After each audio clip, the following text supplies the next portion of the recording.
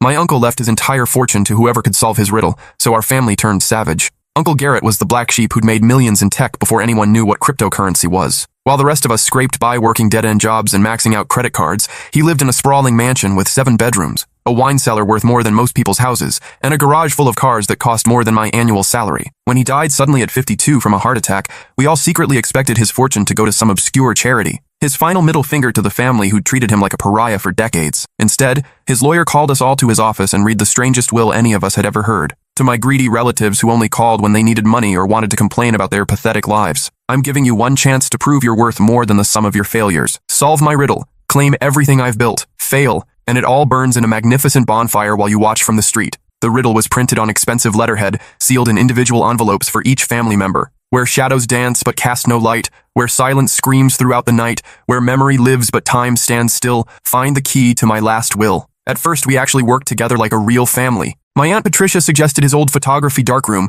where he'd spent countless hours developing pictures. Cousin Dylan thought it meant his study, where he'd sit for hours in complete darkness, typing away on his computer. Mom was convinced it referenced the basement wine cellar, where he stored bottles worth thousands of dollars each. My brother Finn thought it meant the attic where old furniture gathered dust under white sheets. For 3 weeks, we tore through every inch of his mansion like a pack of wild animals. We moved furniture that hadn't been touched in years, checked behind expensive paintings for hidden safes, pulled up Persian rugs and pried at floorboards until our fingers bled. We searched crawl spaces, examined every book in his library for hollow compartments, and even had his pool drained to check for underwater hiding spots. Nothing. Not a single clue. That's when the family bonds started snapping like overstretched rubber bands. Patricia hired a private investigator who charged $800 a day. Dylan bribed the longtime housekeeper with a $1,000 tip for information about Garrett's daily habits and secret hiding places. Mom started showing up at the mansion at 5 in the morning to search rooms before anyone else arrived, claiming she needed the quiet to think clearly. Finn installed hidden cameras throughout the house to spy on the rest of us, monitoring our movements like we were common criminals. The real ugliness began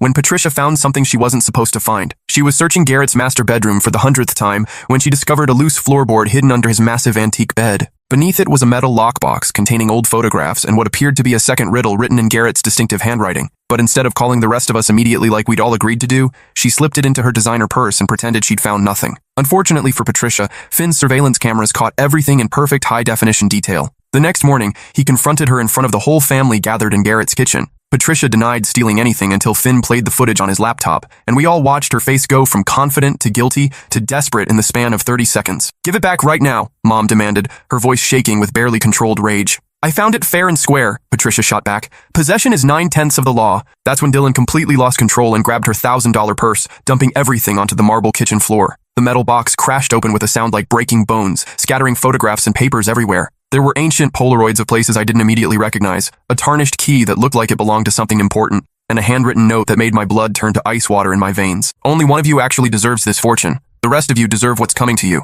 The note wasn't signed, but I recognized Garrett's handwriting immediately. The same careful script we'd seen on birthday cards that always came with crisp $100 bills, his way of buying our temporary affection without actually investing time in building real relationships with any of us. The scattered photographs showed places from our shared childhood that I hadn't thought about in years. The old family lake house where we'd spent summers before Grandpa died and left it to rot. Garrett's first dingy apartment above the pizza shop where he'd lived while teaching himself computer programming. The sketchy carnival where he'd worked summers during high school, operating the tilt-a-whirl for drunk teenagers and saving every penny for college. But one particular photograph made Patricia gasp so loudly that we all turned to stare at her. It showed the abandoned warehouse on the outskirts of town where our grandfather used to take us kids to play elaborate games of hide-and-seek. "He wouldn't," she whispered, her voice barely audible. "Wouldn't what?" Finn demanded, grabbing the photo from her trembling hands. Patricia looked like she'd seen a ghost. "Grandpa used to tell us horror stories in that warehouse during thunderstorms." Garrett was absolutely terrified of the place after what happened there. He swore on our mother's grave that he'd never set foot in that building again. Dylan picked up the tarnished key from the floor, turning it over in his calloused hands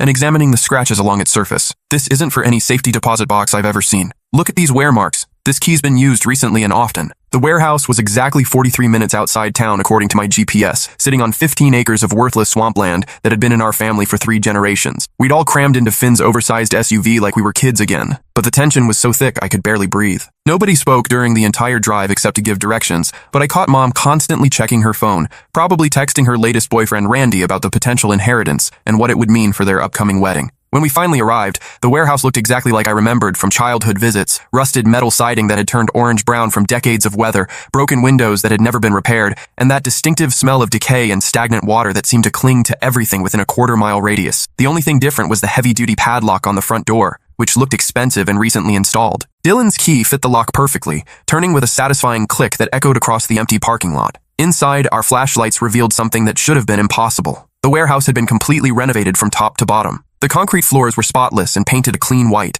The walls had been insulated and covered with fresh drywall. Professional lighting fixtures hung from the exposed ceiling beams. And there, positioned in the exact center of the cavernous space, sat an antique wooden table with 5 chairs arranged in a perfect circle. On each chair sat a manila envelope with our names written in Garrett's careful handwriting. "This is absolutely insane," Finn muttered under his breath, but he was already walking toward his designated chair like he was hypnotized. My envelope contained another riddle, but this one felt different, more personal and menacing. "Before you stands your final test, one truth will put your greed to rest. Choose wisely what you value most, or join me as a warning ghost." Beneath the riddle was a typed confession that made my stomach turn, and my hands shake so violently I could barely hold the paper steady. When we were kids, maybe 15 years ago, Garrett had been watching us play an elaborate game of hide-and-seek in this exact warehouse when a section of the rotted floor suddenly collapsed without warning. Dylan, who was only 8 at the time, had fallen through the hole and landed hard on a pile of rusted machinery in the basement. His leg was broken so badly that jagged bone pierced through the skin, and blood was pooling around him at an alarming rate. The rest of us kids had panicked and run screaming for the adults, but Garrett, who was 13 and already bigger than most teenagers, had stayed behind and climbed down into that dark basement. He'd used his favorite shirt to create a tourniquet, applying pressure to the wound and talking calmly to Dylan to keep him conscious until the paramedics arrived 20 minutes later. According to the emergency room doctor, Dylan would have bled to death without immediate intervention. But that's not the story our family had been telling for the past 15 years. Patricia, who was 14 at the time and already showing signs of the jealousy and manipulation that would define her adult personality, had convinced our parents and everyone else that Garrett had actually caused the accident. She claimed he'd been daring Dylan to jump across the weak section of floor, egging him on and calling him a coward when he hesitated. She'd been furious that summer because Garrett always got the most attention from the adults. He was smart, funny, and charming in a way that made everyone gravitate toward him at family gatherings. Patricia had always been average at everything. Average grades, average looks, average personality, and she couldn't stand being overshadowed by her younger cousin. So she'd lied, crafting a detailed story about Garrett's reckless behavior and coaching the younger kids on what to say when the adults asked questions. Our parents believed her because Garrett already had a reputation as the family troublemaker, not because he was actually bad, but because he questioned authority and refused to pretend everything was perfect when it clearly wasn't.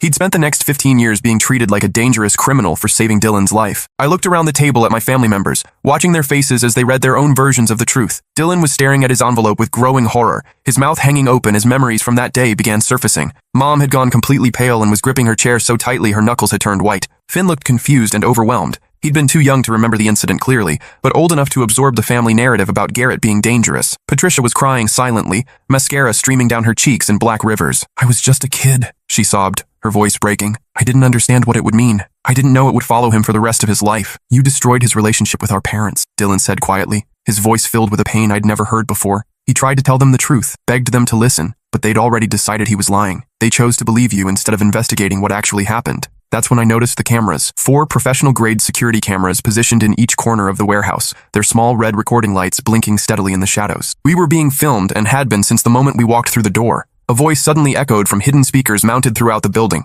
Garrett's voice. But the recording was obviously recent, probably made just days before his death. "If you're hearing this message, you've successfully solved my riddle and learned the truth about what really happened in this warehouse 15 years ago. Congratulations on finally deciding to face reality. You've also just confessed your crimes on camera in front of multiple witnesses." Patricia looked up at the nearest camera with tear-filled eyes, her carefully applied makeup now completely ruined. "Garrett, please, I'm sorry. I was young and stupid and jealous, but I never meant—" "Patricia," the recording continued, and I could hear the cold fury in my uncle's voice even through the speakers. "You stole 15 years of family relationships from me with your lie. You cost me my parents' trust, my siblings' love, and any chance of having a normal relationship with the people who should have mattered most. That betrayal is worth exactly $15 million.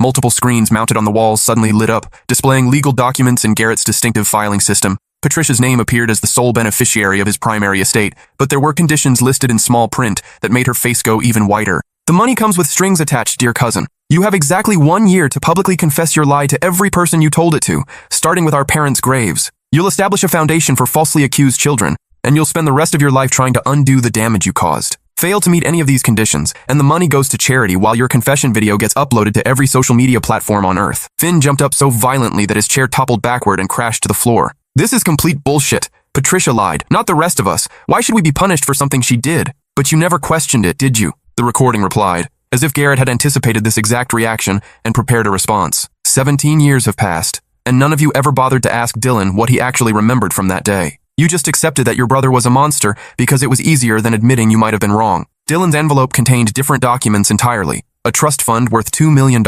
but also a letter that made him break down sobbing. Dylan. Garrett's voice became softer, filled with the warmth I remembered from our childhood. I'm sorry I never had the courage to tell you the truth while I was alive. You deserve to know that someone fought for you that day. You deserve to know that you were worth saving, and that I never regretted staying behind to help you. I hope this money can buy you some of the therapy our family should have provided years ago. Mom's envelope was nearly empty, except for a single devastating sentence written on expensive letterhead. A mother who doesn't defend all her children equally doesn't deserve wealth or forgiveness. Finn's envelope contained a check for $50,000 and a note that was somehow both generous and brutal. You were 5 years old when this happened, so you're not responsible for the lie. But you're 22 now, old enough to think for yourself instead of blindly accepting family mythology. This money is for college. Learn to question everything, especially stories that make one person a hero and another person a villain. My envelope held the biggest shock of all. My dear niece, Garrett's voice continued from the speakers. You never believed Patricia's lie, did you? Not completely. He was absolutely right, and the accuracy of his observation made my skin crawl. I'd been 7 years old that day, but old enough to remember Garrett's bloody shirt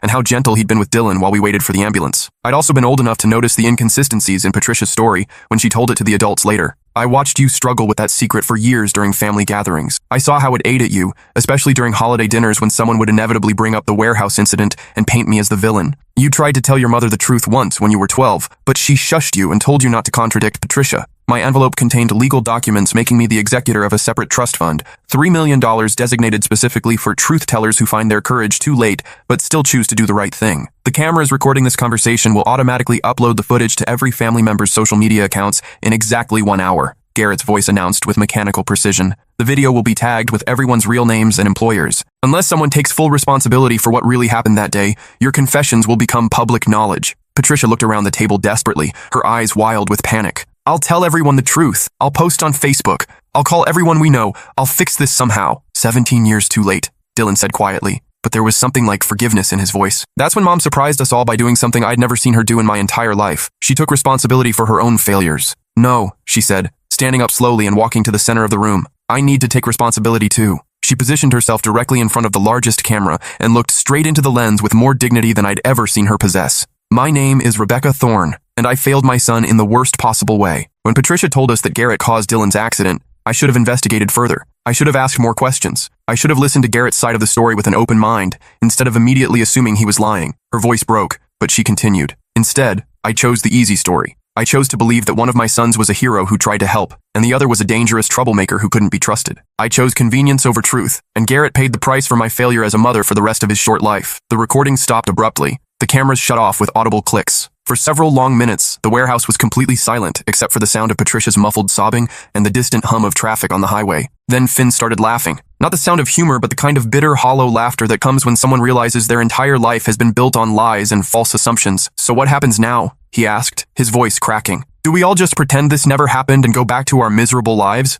No, Dylan said firmly, standing up with more strength than I'd seen from him in years. Now we do what Garrett actually wanted us to do. We tell the truth, even when it's uncomfortable. We stop protecting people who don't deserve protection. We start being the family he deserved to have. 6 months later, Patricia had used her inheritance to establish the Garrett Thorne Foundation for wrongly accused children, providing legal aid and counseling services for kids who'd been blamed for things they didn't do. The foundation's first major case involved a teenage boy who'd been expelled from school based on false accusations from a jealous classmate. Patricia saw herself in both the accuser and the accused, and fought harder for justice than anyone expected. Dylan donated his entire trust fund to expand the foundation's reach, saying that money couldn't buy back his lost relationship with Garrett, but it might prevent other families from making the same mistakes. He also started therapy and began speaking publicly about the long-term effects of childhood trauma and family scapegoating. Mom used her savings to commission a memorial garden in Garrett's honor at the local hospital where Dylan had been treated. She spent her retirement volunteering there, reading to children in the emergency room and advocating for better communication between medical staff and families during crises. Finn used his college money to study criminal justice and psychology, saying he wanted to help other people who'd been falsely accused of crimes or family dysfunction.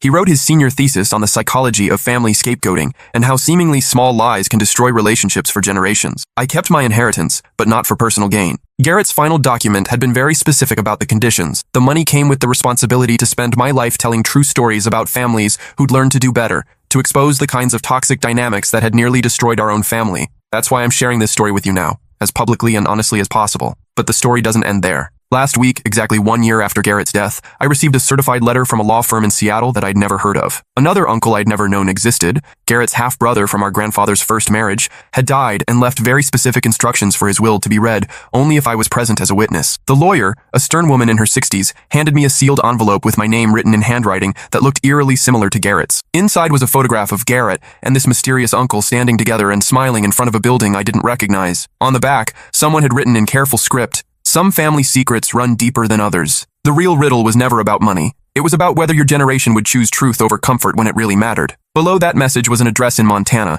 and another old-fashioned key, this one made of brass and worn smooth from decades of use. The lawyer explained that this uncle, whose name was Thomas, had been watching our family drama unfold from a distance for years. He'd known about Patricia's lie, about our parents' failure to investigate, and about Garrett's years of isolation and pain. He'd also left me an inheritance, but only if I agreed to continue what Garrett had started. Thomas believed that some family traditions are worth breaking, the lawyer said, but others are worth starting. I drove to Montana the next morning, my car loaded with camping gear and enough supplies for a week. The address led me to a remote property outside Bozeman, surrounded by mountains that stretched endlessly in every direction. The main house was a sprawling log cabin that looked like it had been built in the 1920s, with additions added over the decades as the family grew and prospered. The brass key opened the front door easily, and I stepped into what felt like a museum of family history that I'd never known existed. The walls were covered with photographs spanning nearly a century, pictures of relatives I'd never met, family gatherings that predated my birth, and dozens of images of Garrett at various ages. But these weren't the formal portraits we had at home. These were candid shots of him laughing, working on computers, talking animatedly with an older man who had to be Thomas. In the center of the main room sat another table,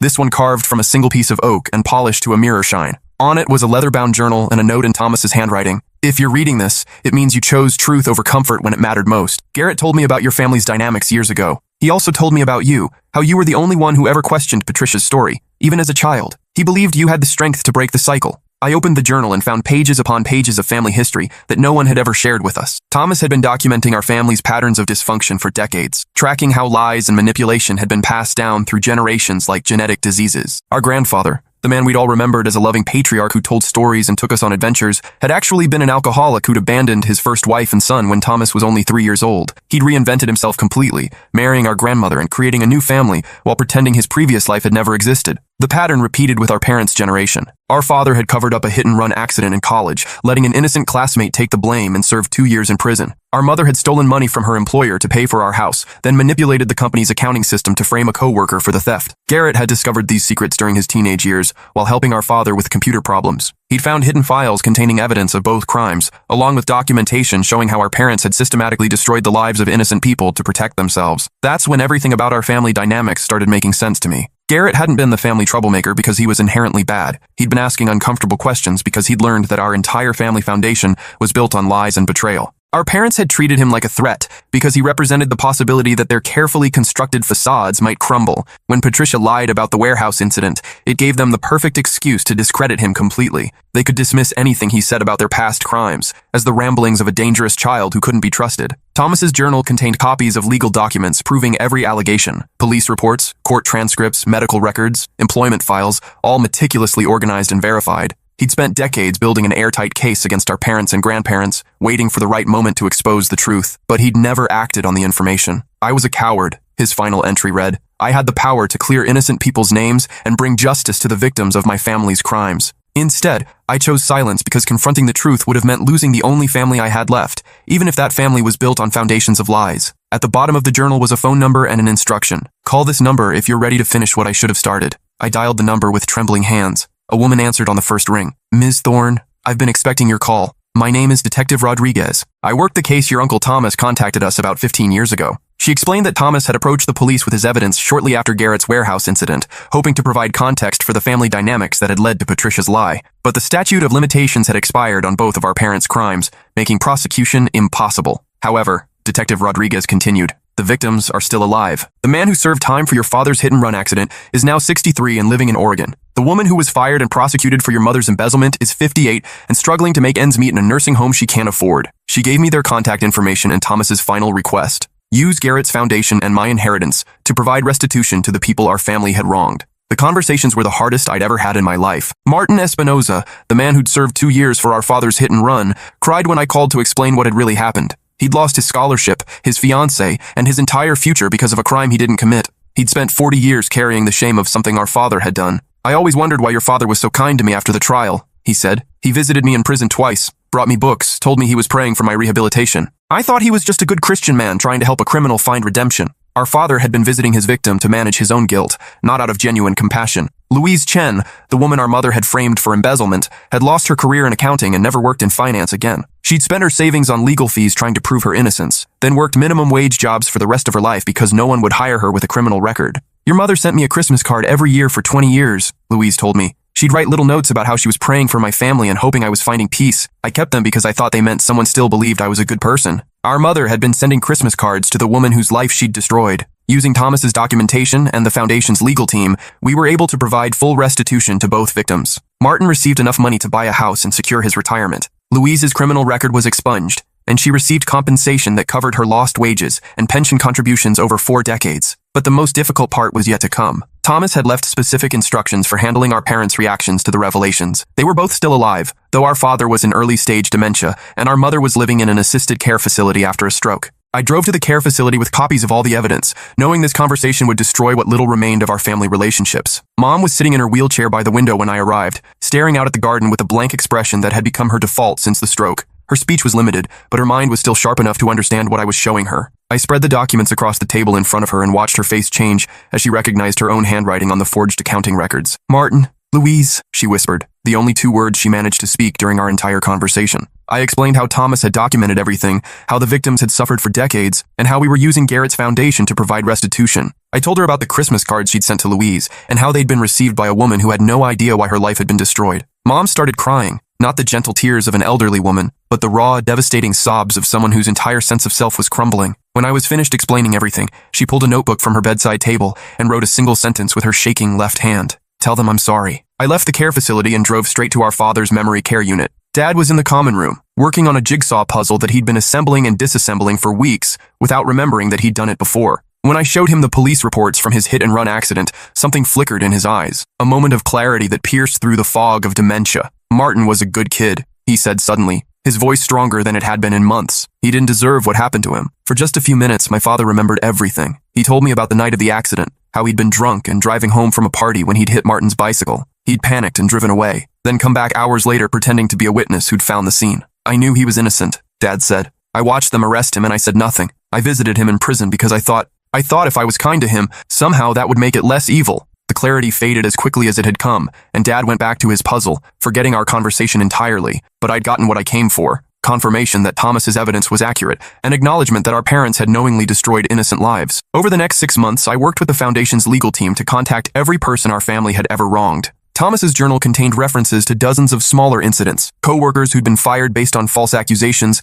classmates who'd been bullied into silence, neighbors who'd been isolated and ostracized for questioning our family's version of events. Each conversation was like performing surgery on my own soul, cutting away pieces of the identity I'd built around being part of a good family. But each conversation also brought healing to people who'd carried undeserved shame for decades. The most surprising call came from Patricia herself. I found something in Garrett's house, she said, her voice barely audible, hidden in his bedroom wall. I think you need to see it. I drove to Garrett's mansion, which Patricia had been slowly cleaning out as part of her foundation work. She led me to his bedroom, where she discovered a hidden compartment behind his headboard. Inside was a collection of letters, dozens of them, all addressed to our family members but never sent. I wrote these over the years when I couldn't sleep, one letter to me began. I wanted you to know that I saw you trying to tell the truth when you were 12. I saw how Mom silenced you, and I wanted to tell you that I knew you believed me. But I was afraid that acknowledging it would put you in the same position I was in, isolated and blamed for things you didn't do. The letters to Dylan were filled with medical advice and emotional support that Garrett had researched but never shared. I've been following your physical therapy progress through Mom's Facebook posts, one read.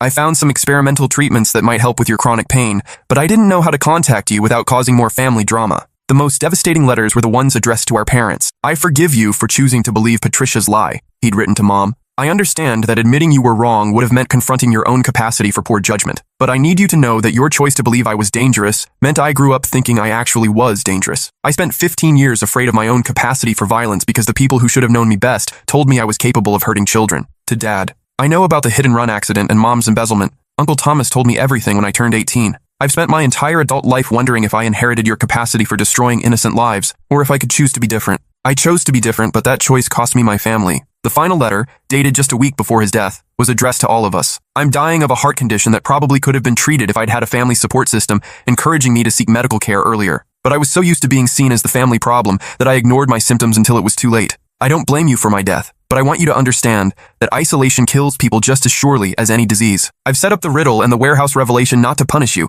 but to give you a chance to choose truth over comfort. If you're reading this letter, it means you made the right choice. It means the next generation of our family might actually have a chance to be healthy. The foundation isn't about my legacy. It's about giving other falsely accused children the support system I never had. It's about breaking the cycle of lies and manipulation that has defined our family for 4 generations. Thomas has more information about our family history. He's been too afraid to share it while he's alive, but he's left everything to you, my dear niece, because he believes you have the strength to handle the truth. Some stories are meant to end. Others are meant to transform into something better. I love you all, even though I couldn't figure out how to maintain relationships with you while also maintaining my integrity. Choose better for your children. Patricia and I cried together in Garrett's empty bedroom, mourning not just his death, but the relationship we could have had if our family had chosen truth over convenience decades ago. 2 weeks later, Thomas's lawyer contacted me with information about a final request. Thomas had purchased property in Montana specifically to establish a retreat center for families dealing with false accusations, scapegoating, and generational trauma. The buildings were already constructed. They just needed staff and programming. He wanted it to be called the Garrett Thorne Center for Family Truth, the lawyer explained. He hoped you'd consider running it.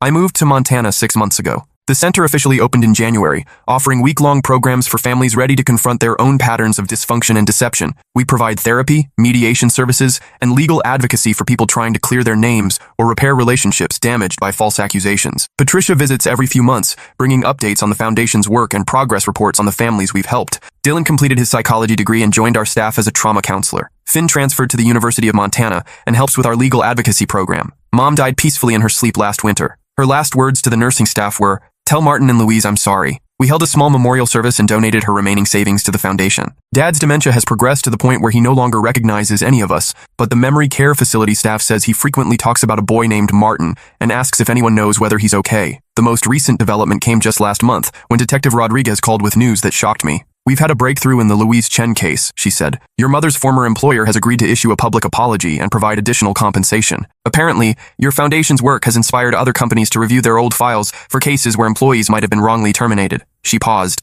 "There's more. We've identified 17 other cases from the same time period where the real perpetrator was protected while innocent employees were blamed. Your family's pattern of framing others wasn't unique. It was part of a broader culture of corruption at that company." Louise Chen, now 71, has become a volunteer advocate for our center. She helps other elderly people who are trying to clear their names after decades of carrying undeserved shame. Martin Espinoza, now 65, used his restitution money to establish a scholarship fund for formerly incarcerated people trying to rebuild their lives. He calls it the Second Chance Foundation, and he visits our center annually to speak with families about the long-term effects of false accusations. "The hardest part wasn't the prison time," he tells our guests. "It was the 40 years afterward. Always wondering if people could see the criminal record when they looked at me. Always feeling like I had to work twice as hard to prove I was worthy of basic human dignity." Both Martin and Louise have said that learning the truth about what happened to them, even decades later, was more healing than any therapy or compensation we could provide. Last week, I received another mysterious envelope, this time delivered by hand to the center's front desk. Inside was a photograph of a young girl I didn't recognize,